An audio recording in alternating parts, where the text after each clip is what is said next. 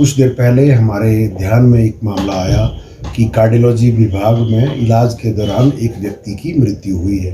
तो जब हमने उस यथास्थिति को जानने के लिए वहाँ पहुँचे और उसके बाद हमने वहाँ पर स्टाफ मेंबर्स और मरीज के तीमारदारों से बात की, तो हम ये स्पष्ट कर देना चाहेंगे कि इस तरह का कोई भी इशू नहीं है कि लापरवाही का कोई मामला है या किसी और चीज़ का कोई मामला है।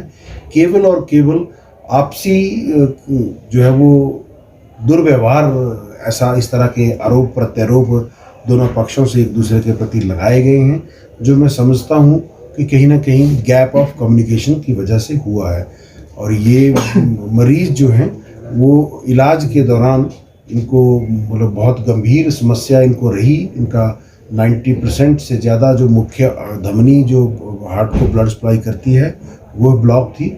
और बहुत बार ऐसा होता है कि जो मरीज़ एक्सपेक्टेड रिज़ल्ट लेकर अस्पताल आते हैं, सोचते हैं कि हम ठीक हो जाएंगे या ठीक हो पाएंगे, तो बहुत बार ऐसा होता है कि मरीजों को वो वांछनीय परिणाम नहीं मिलते, क्योंकि बहुत सारी चीज़ें जो है वो हमारी चिकित्सीय क्षमता से बाहर की चीज़ें होती हैं। जी, इस तरह का भी आरोप जो है ये ऐसा है कि कुछ एडवांस टेक्नोलॉजीज आज की डेट में उपलब्ध हैं, जिनको सरकारी सिस्टम में उपलब्ध होने में समय लगता है।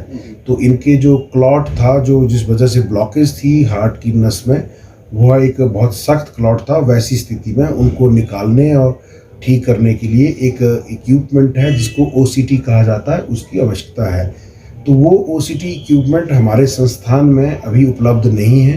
तो मरीजों की सहूलियत के लिए कार्डियोलॉजी विभाग उस इक्विपमेंट को ऑन रिक्वेस्ट जो है वो कई बार जब 2-4 मरीज इस तरह के इकट्ठे हो जाते हैं तो उनको क्लब करने के बाद एक दिन ऐसा फिक्स किया जाता है, उस इक्विपमेंट को लाया जाता है और उसके बाद उस ब्लॉकेज को ठीक किया जाता है।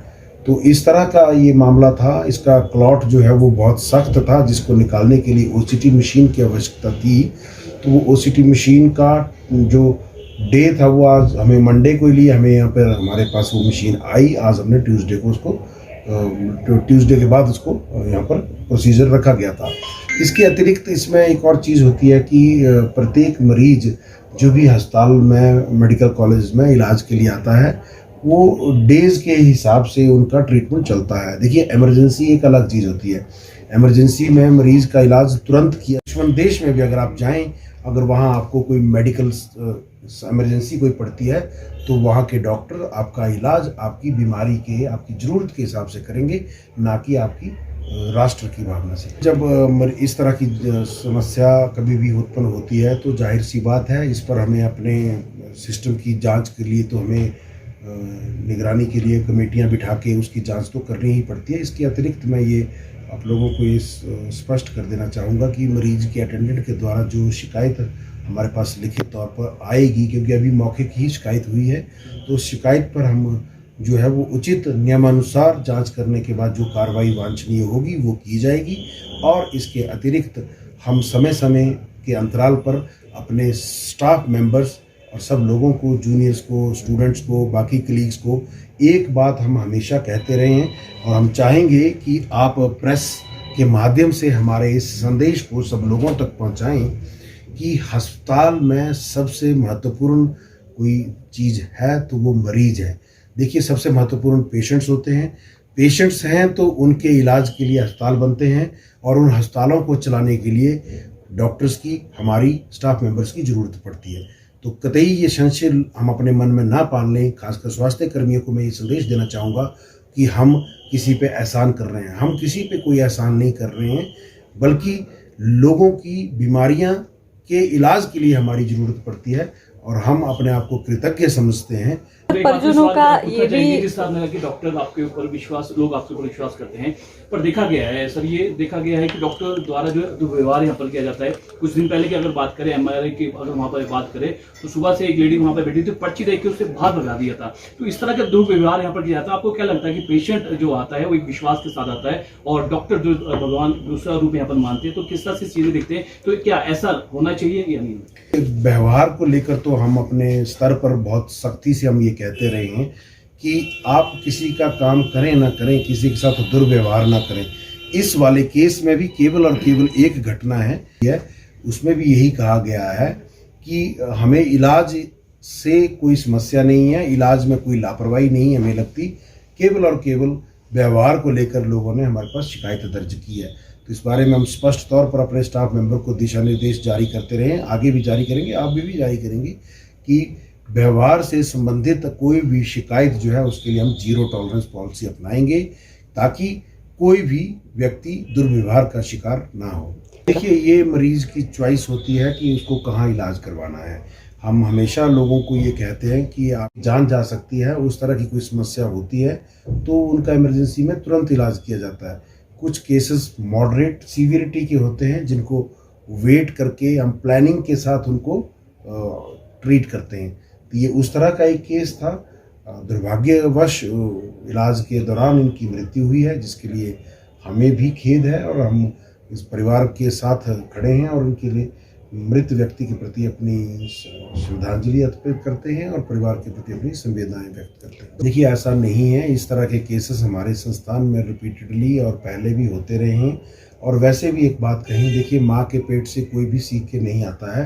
तो मेडिकल कॉलेज में इस तरह की चीज़ें, बहुत सारे नए प्रोसीजर जो डिवाइस होते हैं वो बहुत बार, मैं खुद एक सर्जन हूँ तो हमने भी बहुत सारी सर्जरीज ऐसी हैं जो लाइफ में हमें पहली बार करने का मौका मिलता है।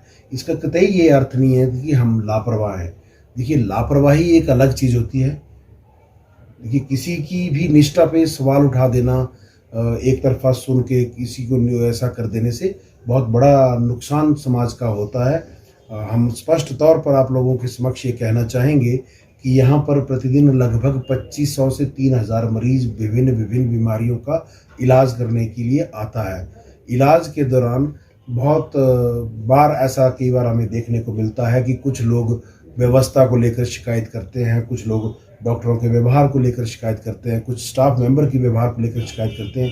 तो पर अधिकतर संख्या में अगर देखा जाए तो लोगों का विश्वास हमारे संस्थान पर आज भी कायम है।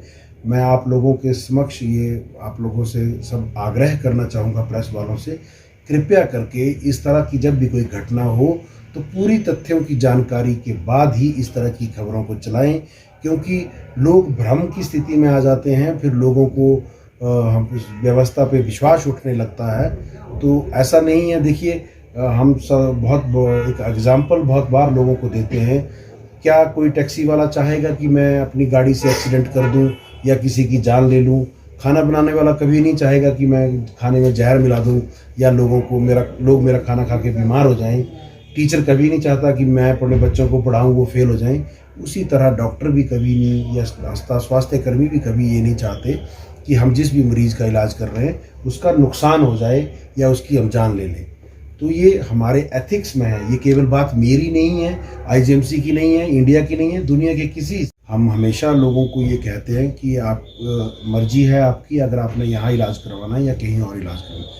ये लोग अपने सुविधा के अनुसार या अपने विश्वास के अनुसार अपना अस्पताल और अपने डॉक्टर का चयन करते हैं। तो ये अब पहले ऐसा क्यों नहीं हुआ, ऐसा क्यों नहीं किया, इन सारी बातों से कोई औचित्य नहीं रह जाता, क्योंकि घटना जो घट चुकी है, अब इस पर पिछली लकीर को पीटना कि नहीं रेफ़र कर देते तो शायद हम ठीक हो जाते, ये कर देते तो ऐसा हो जाता, तो इन बेतुकी बातों का कोई औचित्य नहीं रह जाता। हमें केवल और केवल ये देखना है कि कमी कहाँ रही है, ताकि आने वाले समय में इस तरह की चीज़ ना हो। नाम संजीव राणा, मैं सलाहकार से तहसील सर। मैं उनका सर संजीव राणा, अभी उनकी एज सर 46 थी और पहली बार वो हॉस्पिटल में है। वो सर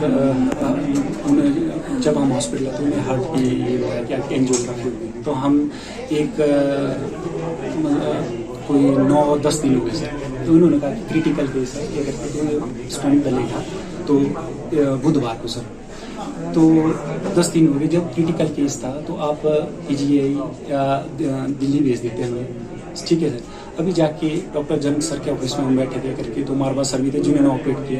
तो मतलब उनका तो काफ़ी मतलब मिसबिहेव था करके, जब हम बात की करके, तो हमें बोले जो मर्जी करना वो करो, तो ये चीज़ें नहीं होनी चाहिए। अब जाके उधर ऑफिस में पता चला कि इस एनजीओ को कोई एक मशीन होती है ओबीसी की ये करके, फिर वही सर्व मंडे को अब जाके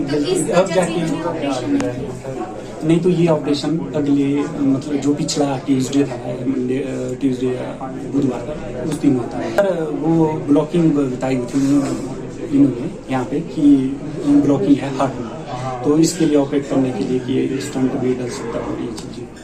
मेरी एक ही प्रशासन से और सर एक ही मतलब हमारे सीएम सर और पीएम सर से एक ही चीज़ की रिक्वेस्ट है कि इसकी कार्रवाई हाई लेवल पे हो, क्योंकि सर जब मेरा पेशेंट क्रिटिकल था तो आप मुझे पीजीआई भेज देते, आप मुझे एम्स भेज देते, कहीं ना कहीं आप मुझे भेज देते। अब जाके पता चल रहा है कि अब जाके डॉक्टर जनक सर के ऑफिस में बैठे तो अभी जो डॉक्टर राजेश मारवा जी वो बता रहे कि सर ऑपरेट करने की मशीन जो ओबीजी बोलते हैं वो जाके मंडे को है। तो सर हम लापरवाही, ये पूरी लापरवाही है सर। अब ये बताओ अगर मैं 10 दिन से मर रहा हूँ, ठीक है सर, और आप मुझे उसका डोज 10 दिन बाद दे रहे हैं, ये चीजें ऑपरेट कर रहे हैं, तो ये तो सर काफी गलत है ना। तो एक छोटा सा एग्जांपल है सर, मतलब जो मैंने अभी बताया कि अगर मैं मर रहा हूँ तो आप मेरे को 10 दिन बाद ऑपरेट करोगे या आप मेरे को कहीं भेज दो, पीजीआई भेज दो, कहीं भेज दो आप मुझे।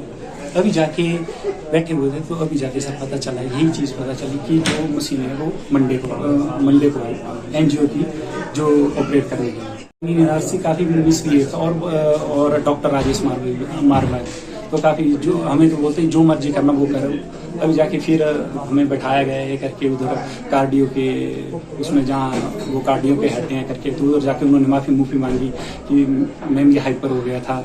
डॉक्टर सर ने बोला कि मैम ये हाइपर हो गया था। यहाँ पे जब पता चला ये चीज़ें कि जो ऑपरेट करने के मशीन है वही आपकी इस मंडे को है, तो ये काफ़ी नेग्लिजेंसी है और इसके लिए कार्रवाई होनी चाहिए और उच्च लेवल पे हो ताकि दूसरों के साथ ये चीज़ें ना हो। दूसरे आज फादर साहब गए हुए तो ले तो हमारा दिल ही जानता सर क्या है।